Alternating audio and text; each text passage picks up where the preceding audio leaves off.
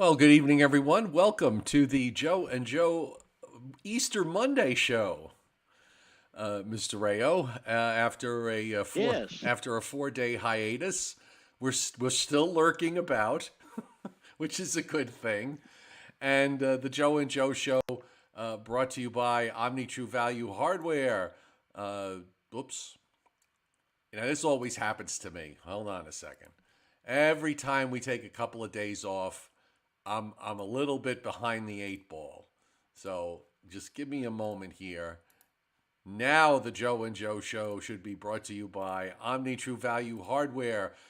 They've got mulch and topsoil and gravel and everything you need to make your yard look beautiful for the rest of this spring and for the summer. 1226 North Wellwood Avenue in West Babylon. 631-756-1125 is the telephone number. And the website is omnitruevalue.com. Also brought to you by Wholesale Holiday Lighting by Giannini, your complete holiday lighting specialist, meeting all your decorating needs. Plan ahead for the next holiday season. 631-957-5106. They're at 162 Ocean Avenue in Lindenhurst, just a few blocks away from Omni True Value. And their website is liholidaylighting.com. Beautiful weather.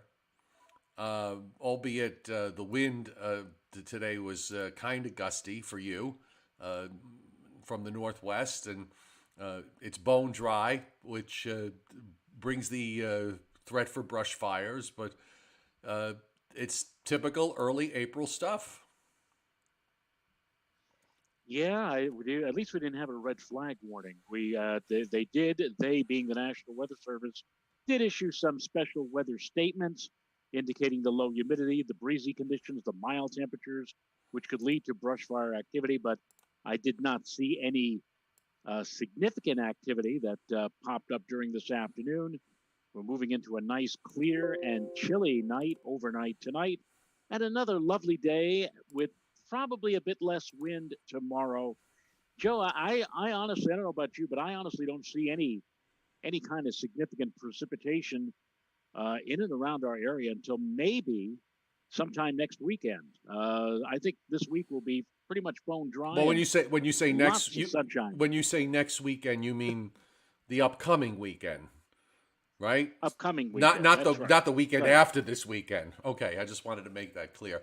Yeah, I'm on the same page with The you. weekend of the 11th and 12th. Yes. The weekend of the 11th and 12th. No, Yeah. I'm on the same page with you. You got we I know the snow weenies always get they get excited about blocking patterns, and there are blocking patterns that put you in a bit of a sweet spot, and I think that's where we're at. Now, there's a couple of weak disturbances coming over the top in the Great Lakes with some clouds, and that's showing up on the satellite tonight, and also there'll probably be another one tomorrow night into Wednesday morning, but there probably won't be much with it. I mean, the low to the east is just basically creating all this subsidence up and down the eastern seaboard. So anything that's coming in from the northwest, which usually doesn't have a whole lot of punch to begin with, is only going to get whatever moisture it has just sucked right out of it. The life will be sucked right out of it. Yeah, it does not look like we're going to be seeing very much of anything. Just a lot of sunshine during the daylight hours tomorrow and Wednesday and Thursday. Maybe a few late clouds on Friday. And then finally, by the weekend, maybe a shower or two Saturday, a few more showers perhaps Sunday, and maybe even a shower on Monday. But even then, we're not looking for anything massive or major in terms of precipitation. And temperature wise, pretty much, I think tomorrow, what I did today for tomorrow's forecast, Joe, is actually bump the Moss temperatures up by 2 or 3 degrees. They kind of underplayed today's warmth, It and got I to think that 70 tomorrow in we'll spots probably see today. yeah, yeah, and tomorrow I think we should be adding, at least a couple of degrees to the numbers because I think tomorrow looks like another unseasonably mild day around here, and again, dry conditions. All right, very good. I'm glad we took the 4 days off. I needed to recharge. I just needed to just mentally recharge, especially you go whenever we have a bunch of storms back to back. You would think back to those 3 weeks in February where it was just one after another after another. I almost prefer that from the standpoint of when there isn't a whole lot happening because you see you struggle. you know, there's only so many ways you could say that the weather is nice, and it is nice. You know, It's great that it's nice. well, it's like that in baseball too. Sometimes, as we approach the playoffs and the World Series, you see one team that sweeps the playoffs. They go through it in like 4 straight games. They win, but then they have to sit on their hands and wait for the other team.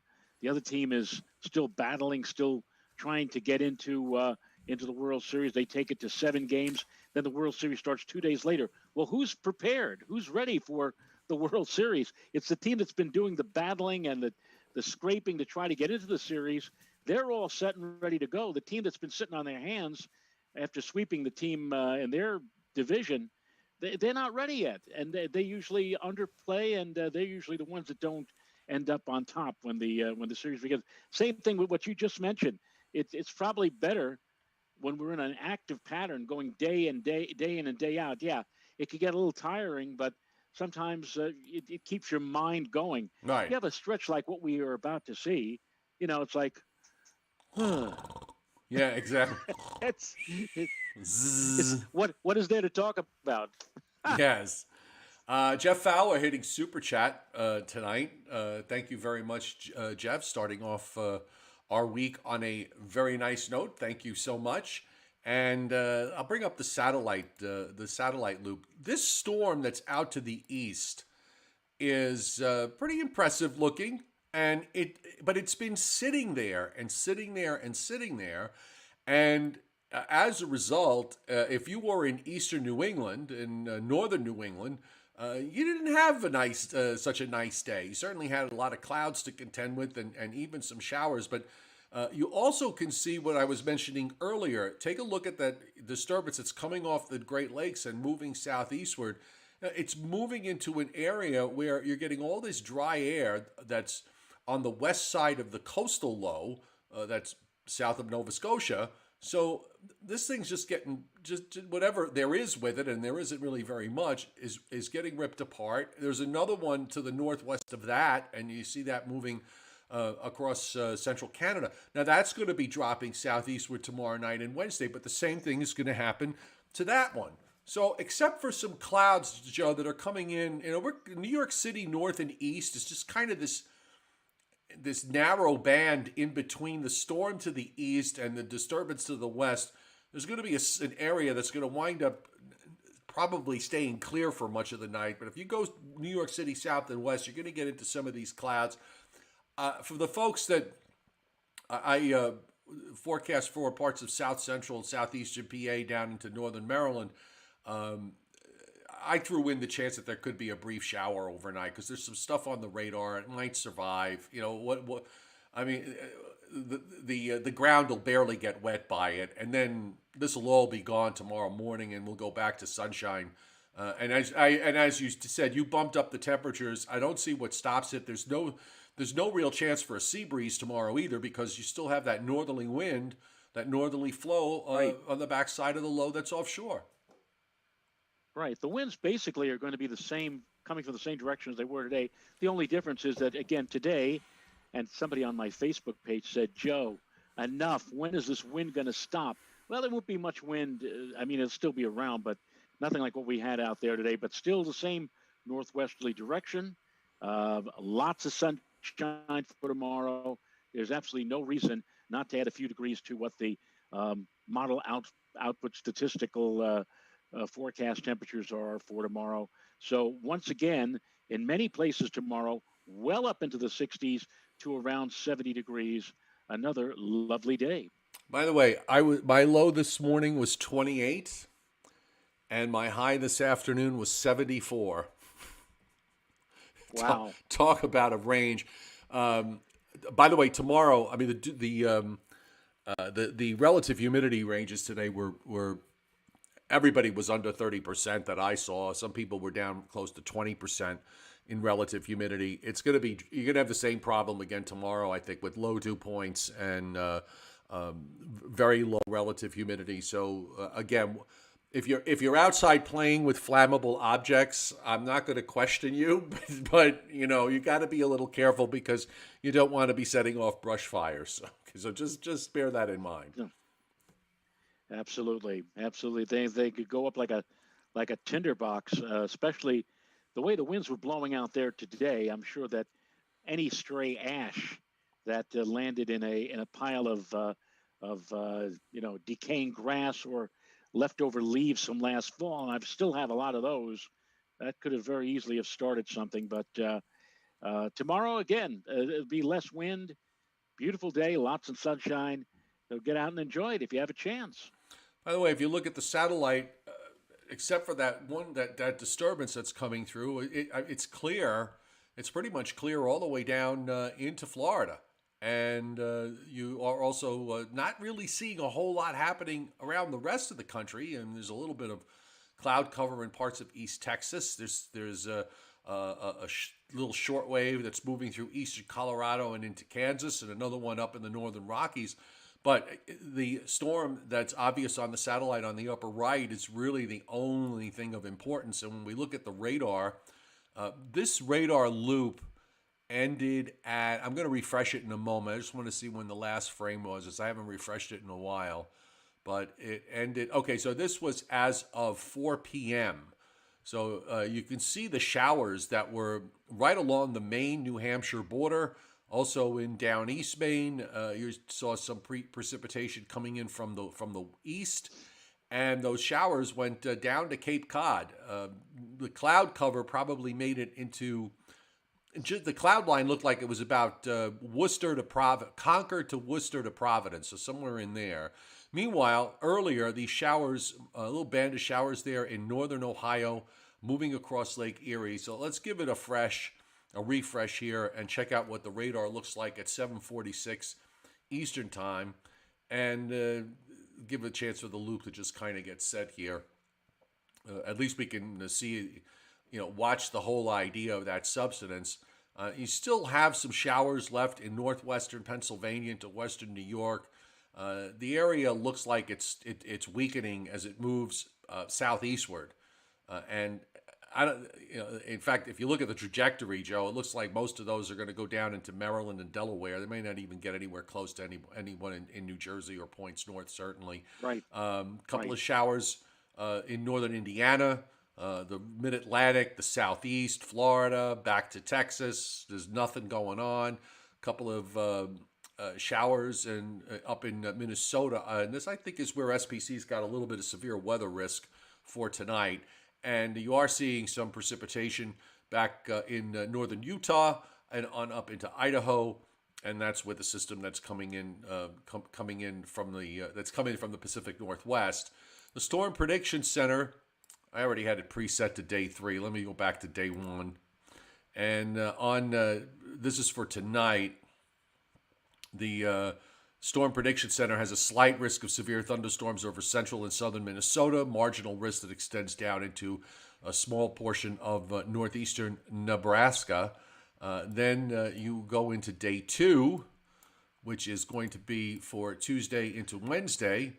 And we have a small area of slight risk in Kansas, central and east Kansas, marginal risk up to Iowa, as far south as eastern Oklahoma, northwestern Arkansas. Day 3, which is Wednesday into Thursday, this is the one day this week I think we're going to see, a bit more in the way of severe weather. A slight risk in Arkansas, western and northwestern Mississippi, and even central Mississippi, northern Louisiana, northeastern Texas, and a teeny tiny portion of southeastern Oklahoma, and the marginal risk going all the way up into southern Iowa. This is not going to, I don't think this is going to evolve into much more than this. So for now, we'll just kind of leave this alone. And on the day 4 to 8 outlook on the SPC, they have predictability too low for day 4, day 5, day 6, day 7, and day 8, which means that, Yeah, there'll probably be some severe weather somewhere, but not enough information on the guidance to do anything more specific. So at least for now, they're not worried about anything in the long range.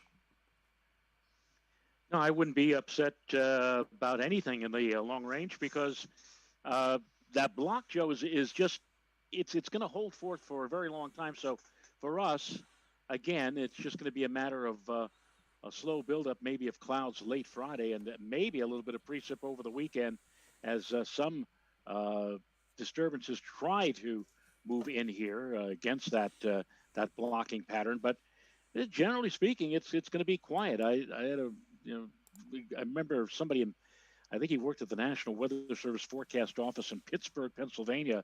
And whenever we got into this type of a spring type weather pattern, he would always lead his technical discussions off with the headline, "Easy Money Weather," Yeah. because it's going to be very, very relaxed and very easy over these next several days.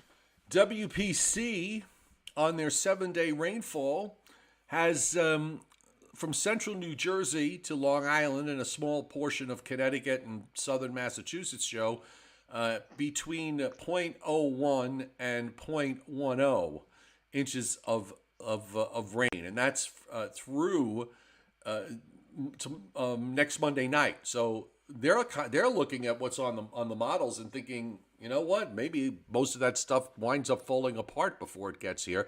Now, there's a fine line because southern New Jersey, northwestward up to western New York, say from Rochester on eastward, that's where the quarter to a half inch is. And then you get to half to 3/4 and 3/4 of an inch in south central PA, down into Maryland and Virginia. You start to see bigger amounts. And this, of course, what you see in the Gulf states is going to be driven by convection.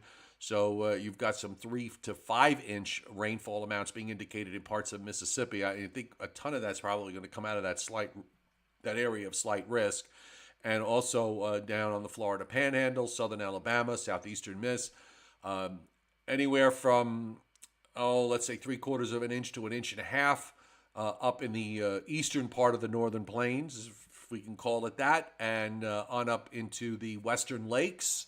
The middle Mississippi Valley, about a half an inch to an inch of rain there. A little bit of activity up in northern Wyoming on the order of a half an inch to an inch. I'm thinking some of that's going to wind up being snow. Also up into parts of Idaho, a quarter to a half. Pacific Northwest on up in Washington State and along the coast, a couple of inches of rain over the next 7 days. Looks like the southwestern quarter of the United States is going to wind up also being precipitation free over the next 7. You bring up the block, and here's the thing with the block. I'm going to bring up the European model because I think, at least for now, the way the block is set up, we are the ocean storm, while it's still out there, is really going to weaken anything that comes eastward. Okay, so the question becomes, at what point does that low, because it's not going to stay there forever, obviously, but at some point it is going to move away. And then does the block rearrange itself in a way that puts us in more of a doom and gloom type pattern for, say, next week? I think that's the one thing that it's in my mind. Are the chess pieces going to rearrange themselves at some point for where the weather in the Northeast is going to turn into the gloom and doom stuff? Right now, I'm that's my question on the table. Certainly, that's not going to happen over the next 4 days. Well, the long range models from last week were red flagging the time frame around April 14th for us. And then, by the way, chance to look that far ahead. Well, the European would agree with that because it's got let me see. Let me count them. There's a cutoff low in southern Ohio. 1, 2, 3, 4, 5, 6. Looks like 7 contours closed, sitting in southern Ohio on the Thursday, April 15th. So that would match up with what the long range people were talking about. Well, I'm looking at the European ensemble, and it really doesn't show anything. I mean, now this is the ensemble, not the operational model.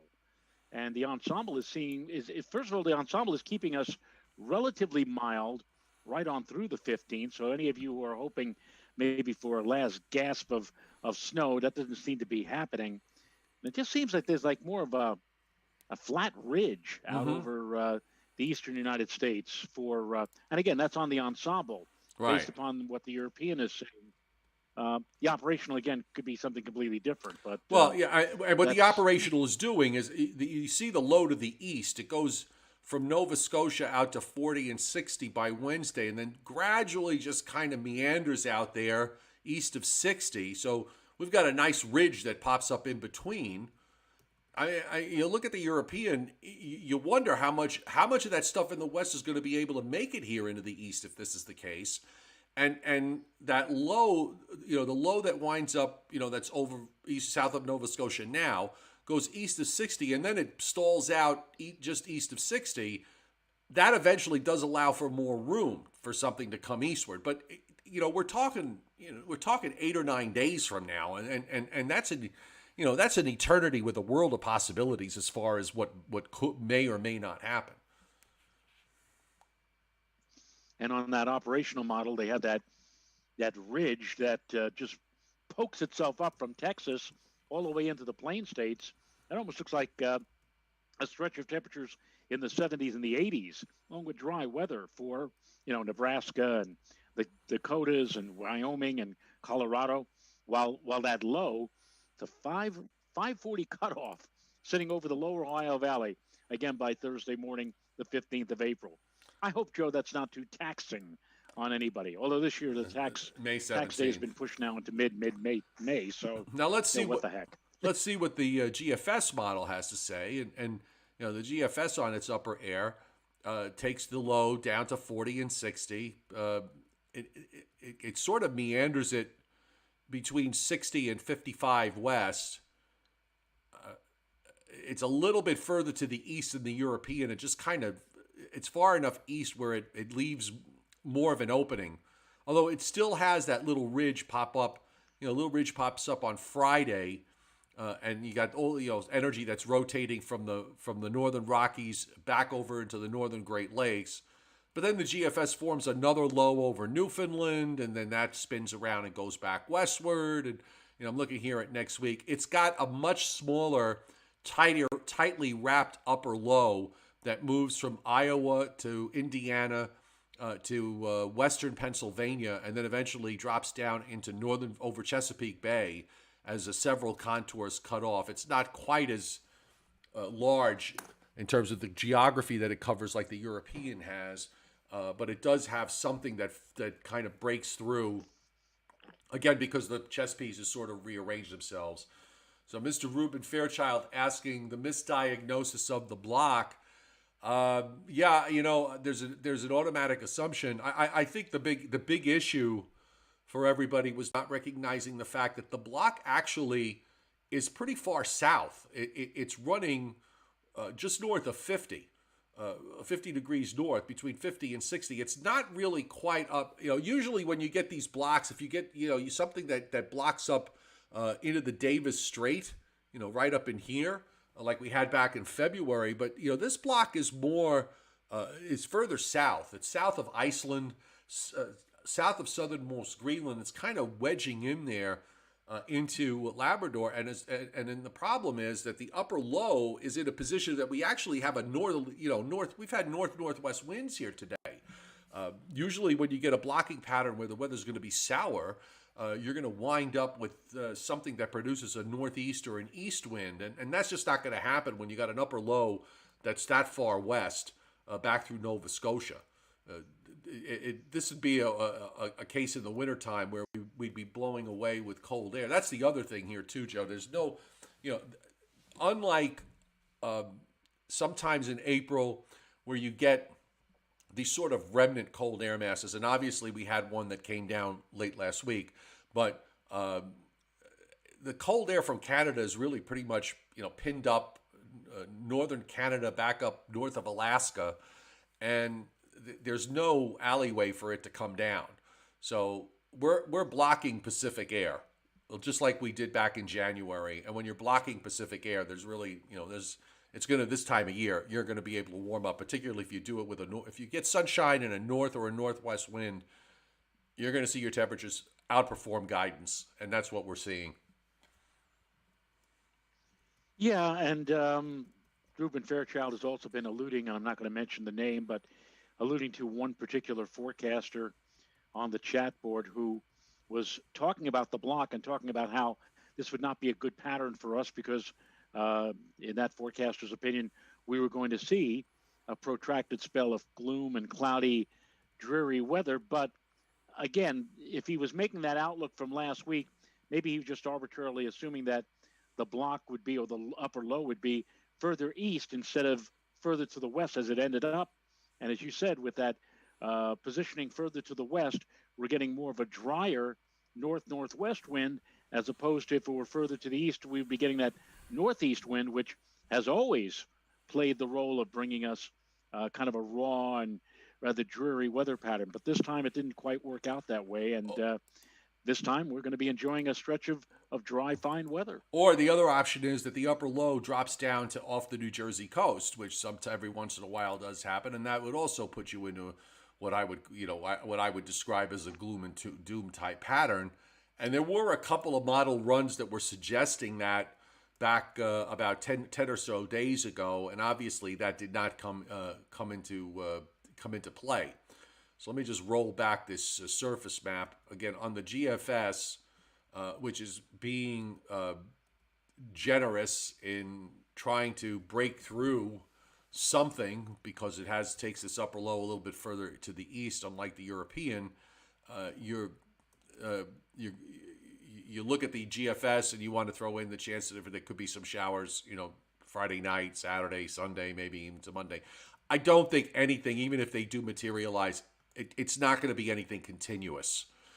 And I also think that it's quite possible that even in the mix like this, that you could wind up, breaking out into some sun. But it's having so much trouble here. The surface low in Iowa, you look at the way the precip is illustrated. I'll bring the radar because I think that's probably a better way to look at this rather than look at the actual rainfall. But if you look at the radar, the way it presents itself, I mean, it's just kind of these arms of showers that might go through, and then again, they might not. Just like this thing, just kind of like this spiral, just with these with arms of little showers, and there's dry stretches in between. Yeah, I mean, it keeps wanting to rev up something in the Carolinas and Virginia and bring it up Friday night into Saturday morning. Then that disappears, and then it's got something a little more robust, shall we say, for later Saturday night into Sunday morning, and then that goes out, and it's such a mess. Trying to forecast with this is going to be such a nightmare. And again, if the European is right, none of that makes it here. And David Schwartz is bringing up a good point on the chat board. He says after 2 back-to-back winters marked by abnormally dry conditions, California is once again facing a water supply shortage. The state's largest 154 reservoirs are at 50% of overall capacity. And you're absolutely right, David. 3 years ago, the United States, the contiguous U.S., the lower 48, had probably the lowest drought coverage in recent memory. Only about 11% of the country had drought problems. And now here we are just 2 years later, thanks again to 2 abnormally dry winters. And now we're seeing close to 50% of the contiguous states in drought. And now that's not good news because it's April. And now we're heading toward May, June, July, August, which are going to be dry, hot summer months. And we could be looking at some really serious, very serious conditions in terms of drought, especially over the western third of the United States. So you remember just 3 years ago, Joe, people were crying. They were saying, too much, turn it off. Come on. It's, too much. And look what has happened in just a short span of a couple of years. They've seen the rubber band back to the dire straits that we were. Right. I mean, they seem to be going, dealing with this rubber band pattern out there for the last number of years, where they get these long cycles of several years with no rain, and then suddenly you get several years worth of rain in 2 months. Yeah, I mean, most of the rain for their rainy season wasn't a particularly rainy one at all this year in California, particularly in Central and Southern California. Meanwhile, I just want to point out the GFS is pretty bullish here in its radar presentation for severe weather later Wednesday and Wednesday night, right in that slight risk zone that SPC has set up. I just want to take a look. I'm going to bring up I want to take a look at the 700 millibar map, because I always like to look at that when it comes to severe weather. And let's load it up. There we go. Well, you know what, Joe? You got this wrapped up cutoff that's sitting up in northwestern Missouri. Yeah, I mean, it's probably going to fire up some pretty strong cells late Wednesday night. You can see those brown dots, though. Those are gusty winds, probably a good wind shear environment, and there's some decent Gulf inflow with this. So I would not at all be surprised to see another round of severe weather in the same area that seems to be getting. This is the target zone this year, from Mississippi into Alabama and into Tennessee. That area has had two major outbreaks in the last 3 weeks. I don't think that this is going to be a major outbreak because the upper low is so far north, but there's enough of it there that there certainly could be some. The slight risk is certainly warranted. Maybe they may wind up going to an enhanced risk now that I look at this. Well, for the folks who live in that zone, Mississippi and Alabama and across parts of Georgia, Arkansas, I mean, like, this, even though they may get some activity this week, is actually a quiet period compared to what they've been going through over the last several weeks out there. We'll see. Of course, with the block in place, all of that activity that could possibly produce severe weather, where could it go? It's got to remain, or it's got to be forced to be once again in that same area that we've been watching for the last few weeks. Yeah, and as the system progresses eastward, it's going to come into all that subsidence going on in the eastern part of the United States. So those storms are going to have a tough time producing another day of severe weather going into Thursday and Friday. The further east that system is, the weaker it's going to be. So we're back up full screen. I hope everybody had a great Easter and Passover. That's Joe and I was thinking back.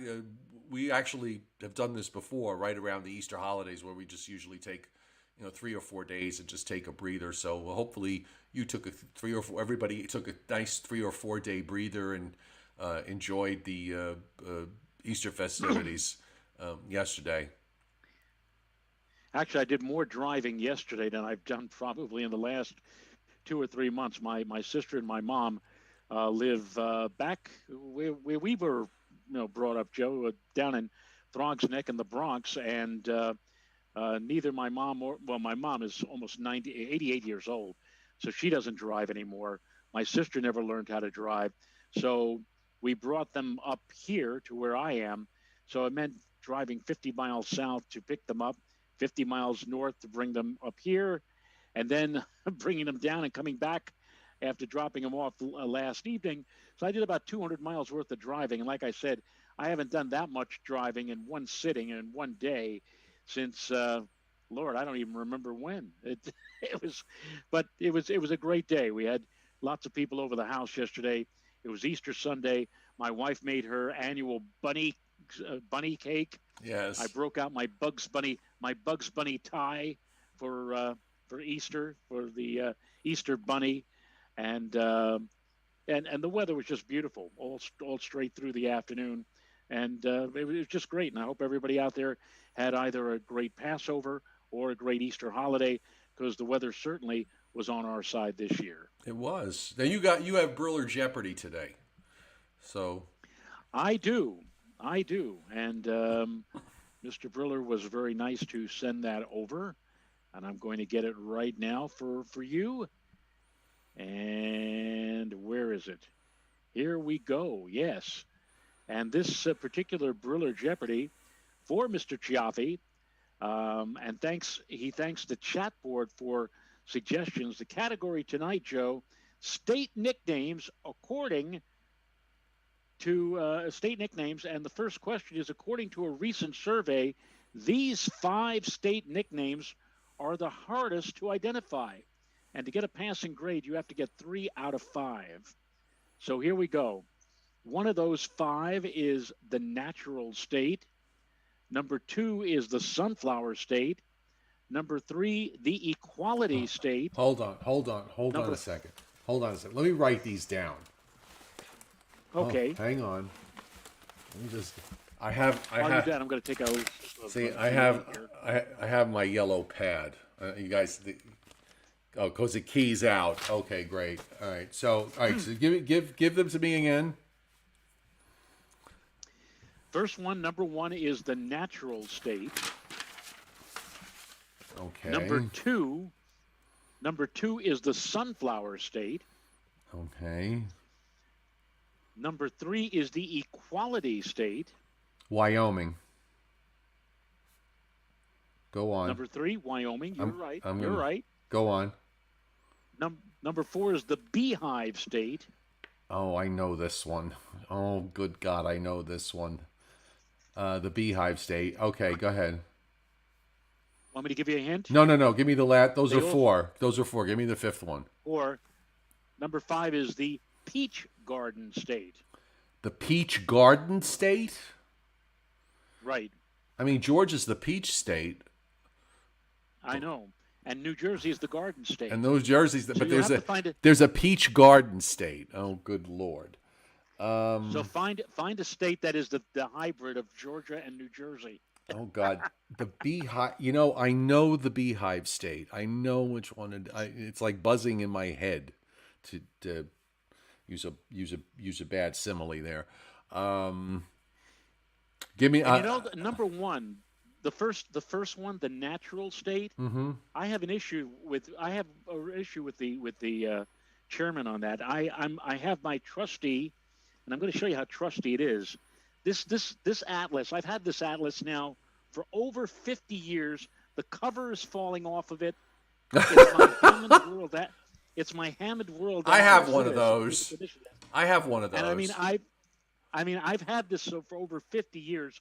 One of the nice things about this atlas, though, is it gives you the popular names of each state. And this particular state, number 1, I don't see natural state. I'm going to give you the popular name for this state according to this Hammond Atlas.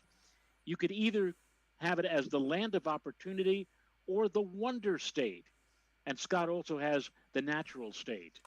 So none of those are it's one of those 3 names. None of those are helping me.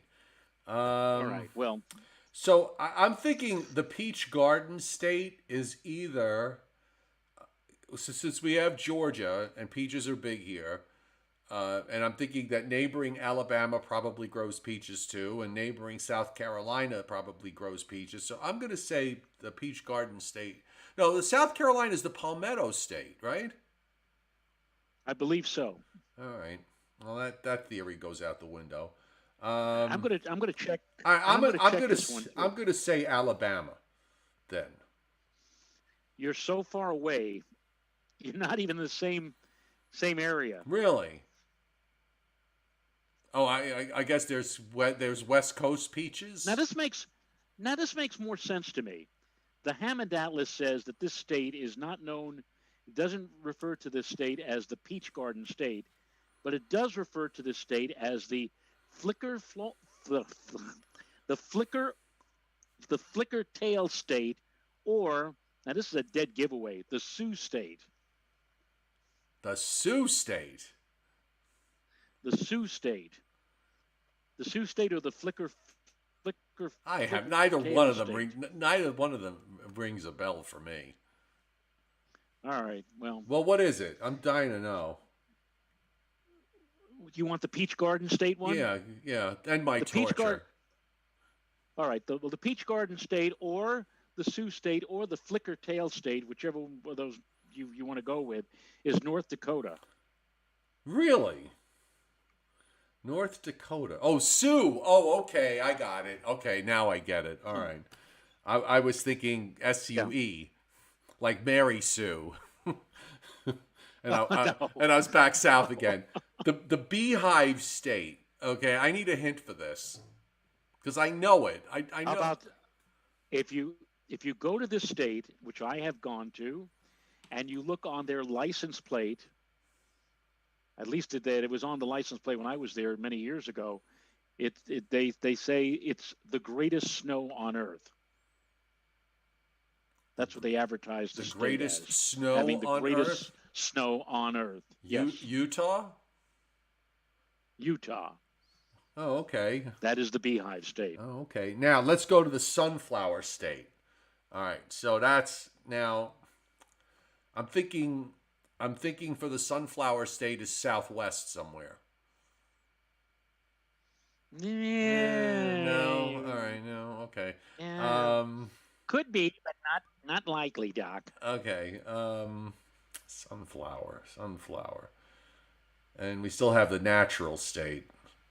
I could give you a hint, and you'll get it. You'll immediately get it. All right, go ahead. Give me a hint. Just, we don't. I'm getting hungry. Elvira Gulch lives in this. Elvira Gulch in Kansas.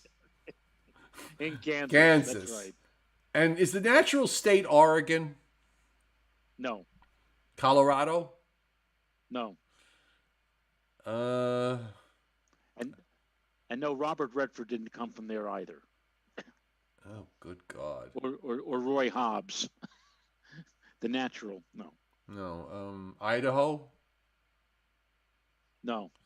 All right, give me one hint. And You're then not even close. We had in the last 30 years, one of our presidents came from this state. Oh, well, that narrows it down. In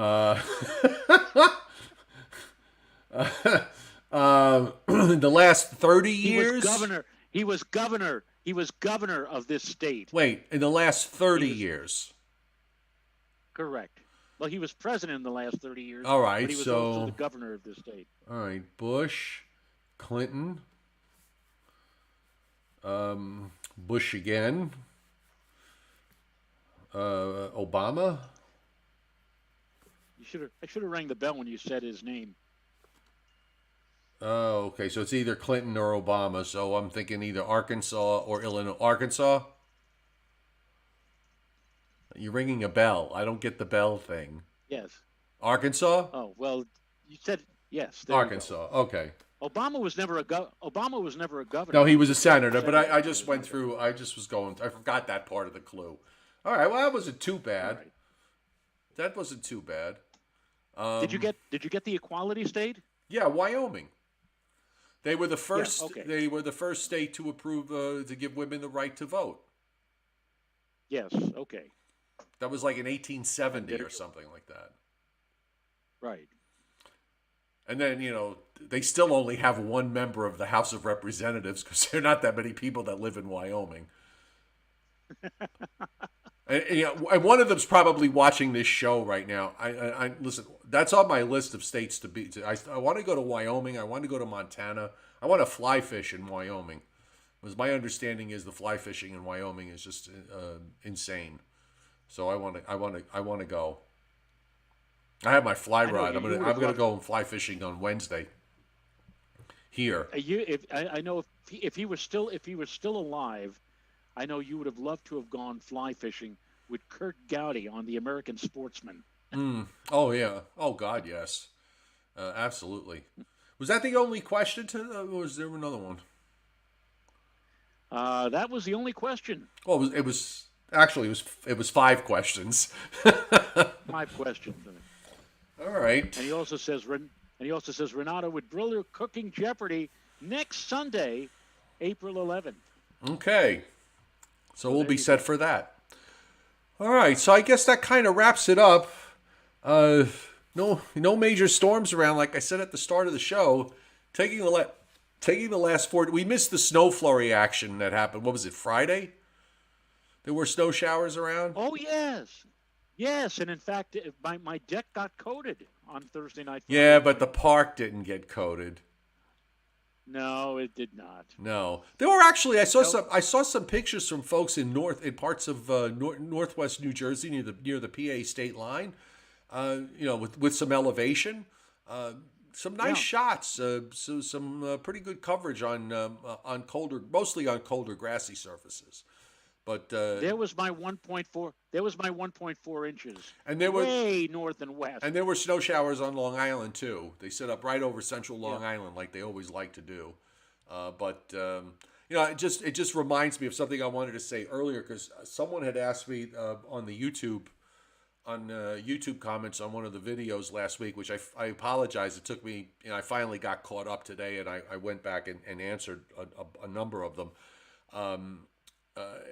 pointing out that it seems like it's been especially windy these last 5 or 6 weeks or so. I don't know. I think this is one of those things where every year everybody kind of reacts to the fact that it's a certain weather event happens, and they have the feeling that it's the first time it's happened, or that it's more than it usually is for this time of year. I think if you go back, everybody's memories are cut short, especially these days where everything is so electronic that you just forget to live life. And you forget, you're so busy looking on your phone I'm guilty of this. You're busy looking on your phone. I sometimes struggle, like 2 or 3 days from now, I'm going to think back and say, well, what was the weather like 3 days ago? Because I can't even remember it. So, our memories are getting cut shorter and shorter. So it seems like we're seeing things happen like that you start to think that it's never been this windy before. Or if it snows in April and you think, well, it's never snowed. Oh my God, it's snowing in April. It's never snowed in April before.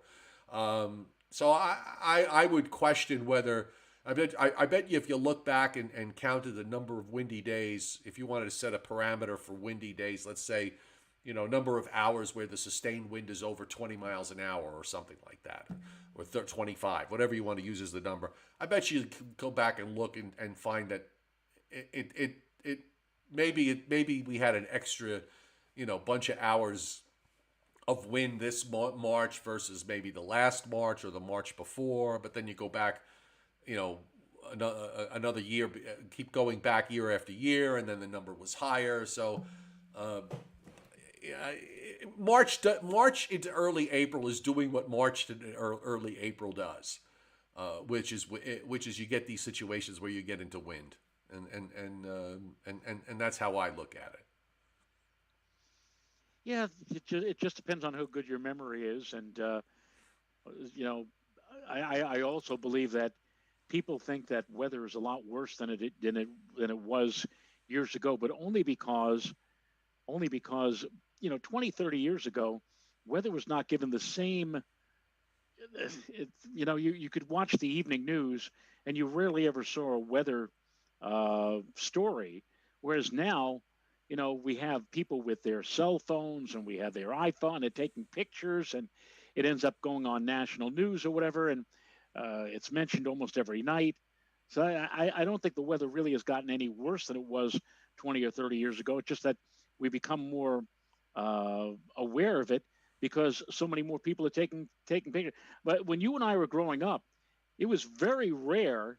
You see a film or a movie of a tornado. You say, "Wow, look at that! It's a tornado!" I think.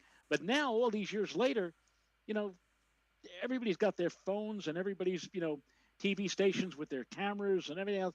People are taking There's pictures. cameras Seeing a everywhere. tornado it's everywhere. Yeah, It's crazy. yeah, and there's no time lag either, because when an event happens, usually if somebody shot a video, it shows up within half an hour or an hour. Somebody's got or even less. The first thing Exactly.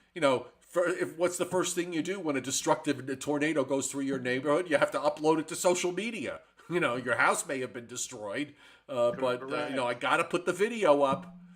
But that's the world we live in these days. That's just the way it is. That's exactly what I went to I think I mentioned this before on here on Joe and Joe, but years ago I went to a social media class in Bethpage. It was an 8-hour class and these guys were talking about how important the internet was going to become in the years to come. I think this was back in the 90s, and at the end they asked, "Do you have any questions? Anybody have any questions?" I said, if I took a video, or if I got a video from a viewer of a tornado, but I only had a couple of minutes to either put it on social media, to put it on the internet, or put it on, or give it to my producer to put it on the air on television, who do I give it to, or what do I do? He says, it's so silly. You put it on social media. I thought he was crazy for saying that, but all these years later, look at what's happened. Yeah, that's what people do. If you get a video like that, that's the first place, or the first thing they do is they'll put it on Twitter, or they'll put it on Facebook, or they'll put it on Patreon. It's crazy. It's you don't give it to your executive producer to put it on television to lead off the headlines. No, more people probably will see it on social media than they would on that one lone television station. Of course. By the way, it's the Peace Garden State. Not Scott Briller just sent me something on this. It's the Peace Garden, not the Peach Garden. Well, he wrote it as peach, I think. Okay, but it's the international.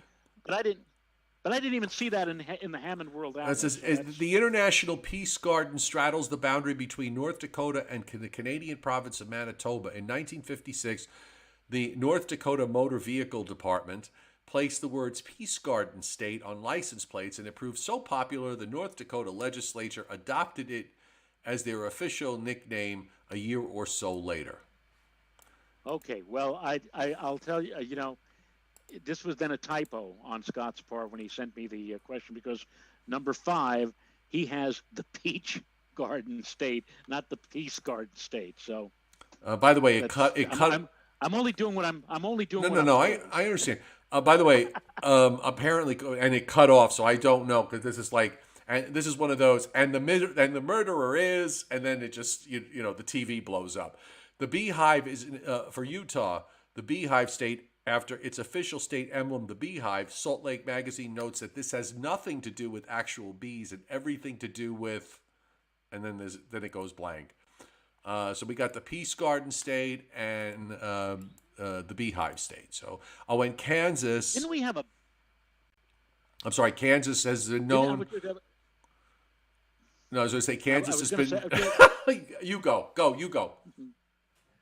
I was going to say with the beehive. Didn't we have a bank here in the New York area where there was a beehive as their logo or whatever? I don't know. Do you remember that?